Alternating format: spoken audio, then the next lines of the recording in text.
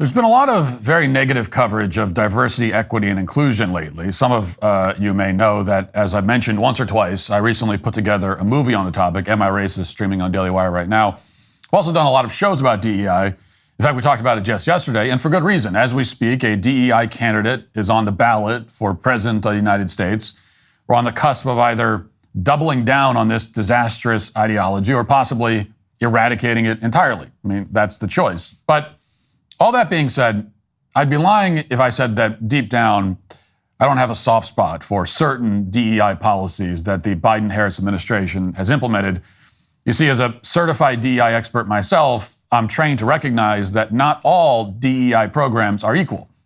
Some of them are just straight up racist, sure. Virtually all of them are counterproductive and stupid, but I'm capable of identifying, based on my extensive experience and training, some DEI policies that are really kind of diamonds in the rough. Some of them transcend politics and stand as monuments to the unfettered ingenuity of the Biden-Harris administration. The more you think about these policies, the more you come around to the idea that maybe, just maybe, DEI is worth keeping around in some form, if only because, in many cases, these policies are hilarious, or at least mildly amusing. So in that spirit, and because we could all use a breather going into what may be the most heated and contested presidential election since the Civil War, I'm going to rank my favorite DEI policies from the Biden-Harris administration. The group Do No Harm assembled a gigantic database of all of the zillions of ways the administration has implemented DEI, and I've whittled that database down to my personal top 10 list, and I'm posting that list on X today, but for the purposes of right now, I'll whittle that list down even further. And we'll start with this one, which is probably the best. With very little fanfare, under the administration's equity mandate, the TSA deployed new advanced imaging technology to, quote, reduce the instances of enhanced screening for trans persons.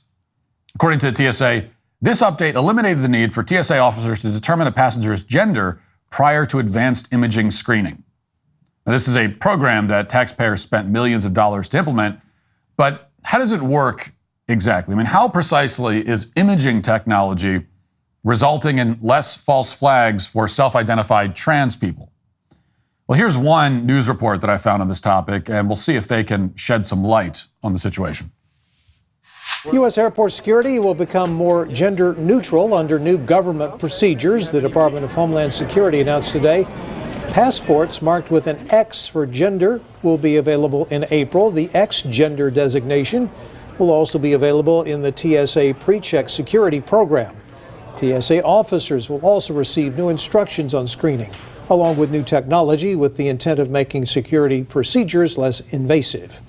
The Biden administration shared these new actions on the day known as Transgender Day of Visibility. The TSA shared it will now work with the maker of its body scanners to replace the current gender-based system with more accurate technology. The way it's set up right now, TSA agents have the discretion to choose either a male or female option to scan you based on how they perceive your appearance. If your body does not match that kind of binary algorithm, then chances are you will get pulled aside for additional screening. Schelling told me that avoiding that will help make things more equal for everyone at airports. It's just one example of like when people say like transgender people want to be included in the state we live in.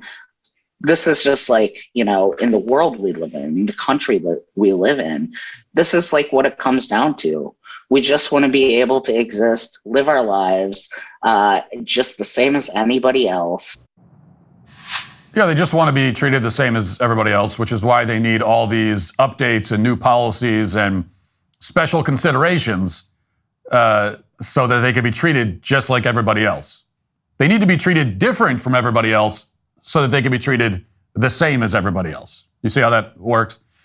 So before the DEI update over at TSA, the body scanner required that agents select a gender for the traveler. And this is one of those things that I guess they didn't want to elaborate on during a local news broadcast, but it's pretty clear what's going on here. If the machine detects that a woman has a strange object in a region of the body where a woman shouldn't have an object, then the machine would sound an alarm and the TSA agent would have to do a pat-down. But if the machine detects that object on a man's body, it's a little bit less suspicious. Okay, that's the way it worked before.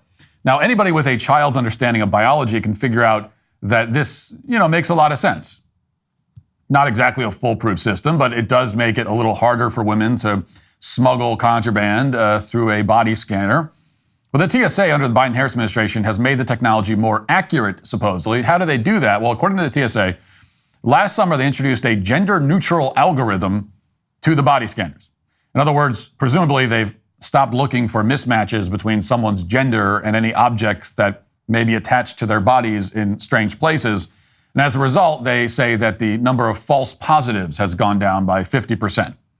Now, the TSA brags about the statistic on their website quite a bit, even though it doesn't really tell us anything at all. I mean, you could reduce the number of false positives by 100% if you just unplug the body scanner and stop using it entirely.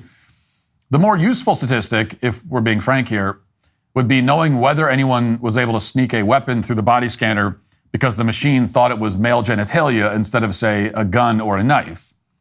The TSA doesn't have those statistics because, of course, there's no way to track objects that they have missed completely. We'll just have to find out the hard way, I guess. Hopefully ISIS doesn't employ any gender-neutral terrorists. And that brings me to another monumental DEI achievement under the Biden-Harris administration. This one comes to us from the Department of Energy, which recently became notorious for employing its own gender-neutral menace. You might have heard that the Department of Energy's esteemed nuclear waste disposal expert, Sam Brinton, turned out to be an expert in stealing women's luggage from airport baggage claims. That whole episode led to a lot of bad press, which is too bad because it distracted everyone from the Department of Energy's historic achievements in the field of DEI. Now, fortunately, as a certified DEI professional, I am here to rectify that oversight. This is a very real paragraph from the Equity Action Plan at the Department of Energy. I hope you're sitting down for this. Quote, in fiscal year 2023, DOE sponsored the Lesbians Who Tech Conference. The DOE also worked in close partnership with its Energy Pride Employee Resource Group for Pride Month, including raising the Progress Pride flag for the third year in a row with the Energy Secretary. Just to review that last part again, the Department of Energy raised the Progress Pride flag 3 years in a row with the Energy Secretary in attendance. They didn't just raise the flag for 1 year. They didn't just raise it for 2 years. They did it for 3 whole years in a row. And this is something that a bureaucrat paid by your tax dollars wrote down in a government document as a major achievement for equity. This is one of the Biden administration's great achievements. And then they published this document online to brag to the whole world. And just to make sure that I wasn't missing anything, I pulled up a video of what this Progress Pride flag raising ceremony looked like, brought to us by the Biden administration. And here is some of that truly riveting footage. Welcome, everyone, and welcome to Pride. My name is Margie Katsoulis. I am the Director of Energy Pride, the Department of Energy's Employee Resource Group for LGBTQ plus employees and allies. Pride stands for promoting respect, inclusion, diversity, and equity. Pride is for everyone, whether you are a member of the community or an ally. If everyone can please go over to the flagpole so we can raise the flag. Thank you so much. Oh, we didn't even see them actually raise the flag. That's, that was anticlimactic. But they did raise the flag. So, you just have to imagine that part. It's monumental stuff. First of all, the Department of Energy lady says that Pride stands for promoting respect, inclusion, diversity, and equity, which is the first time I've heard that, but she says it as a fact. So I looked it up. It turns out that this is a disputed acronym. Most people say that Pride is not an acronym at all. It just means pride, as in one of the 7 deadly sins. That's what they're actually celebrating. But for their part, the University of San Francisco's LGBTQ Center claims that Pride stands for professionalism, respect, integrity, diversity, and excellence. So there are some differences there. 3 of the 5 words are different. And of course, when you think of gay pride parades with men walking around in leather bondage gear in front of children, the first word that comes to mind to describe the scene is professionalism. Also respect and integrity. All of those words are what come to mind when you see the pride parade. Anyway, there's also the folks over at Robins Air Force Base who have weighed in on this topic, and they say that on their website that Pride really stands for people, readiness, innovation, drive, and excellence. So already this is all very confusing. And then it gets more confusing when the Department of Energy lady says this, quote, "Pride is for everyone, whether you're a member of the community or an ally." In other words, pride is for everyone except all the people who think pride is dumb, evil, divisive, complete waste of taxpayer money. It's not for you, but she'll say that it's for everyone anyway because, it sounds nice, I guess. Speaking of pride, NASA was particularly proud under the Biden-Harris administration to launch something called Mission Equity. Now, no, Mission Equity doesn't refer to a trip to Mars or catching a rocket booster midair so you can reuse it later. That's Elon Musk is doing that. That's small potatoes, okay? You're thinking too small. After all, who needs reusable rocket boosters when you have NASA's LGBTQI plus Gender Equity Forum, which connects non-binary, trans, and queer folks with government procurement experts? I mean, if you could give any sane person the choice between these two achievements, they're obviously going to go with the Gender Equity Forum. But that's not even my favorite part of what NASA accomplished in the DEI department over the last 4 years. They also put together what, in my humble opinion as a DEI expert, is maybe the single creepiest DEI town hall that's ever been put together by a government agency.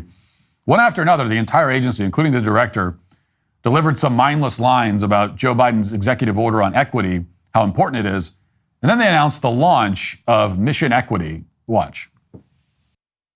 On the first day of the Biden-Harris administration, indeed my first day at NASA, the President signed Executive Order 13985, advancing racial equity and support for underserved communities through the federal government. At this meeting and the breakout sessions today that Jarrell mentioned, we will focus on NASA's efforts in responding to this executive order. NASA fully supports the Biden-Harris administration's vision to create a more diverse and inclusive America.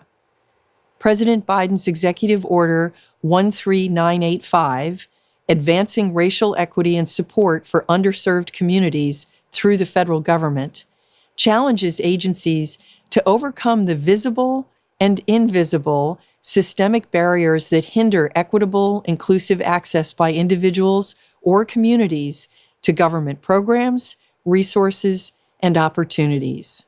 Isn't it true that fairness and inclusiveness have long been at the core of NASA's goals?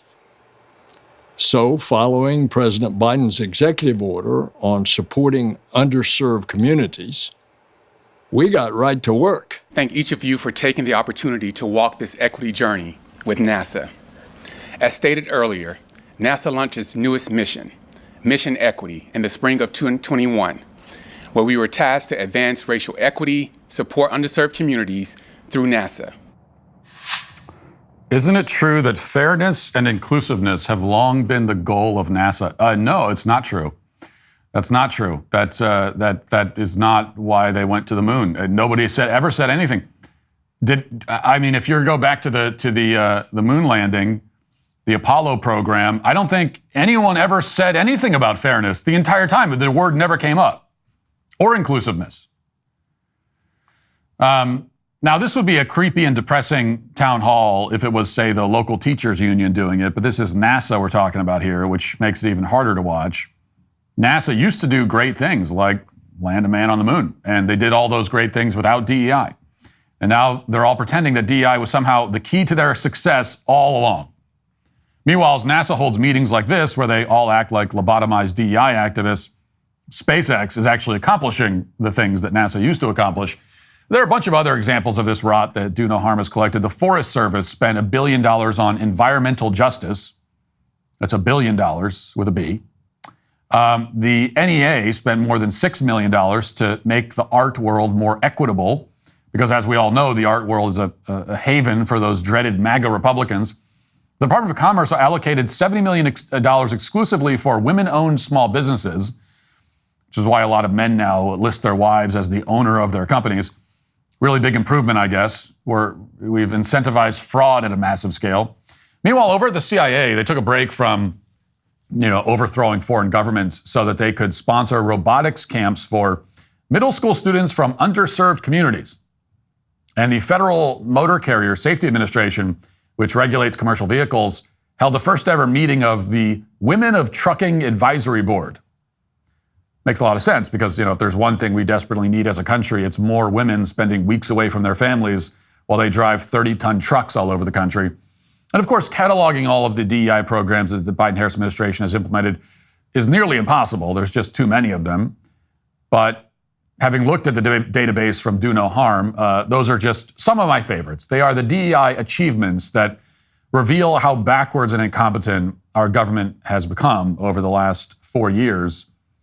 And if nothing else, they're one last incentive to vote if you haven't already. All of this is reversible. That's the good news. We just have to fire the people who implemented these policies. We got to fire them on Tuesday.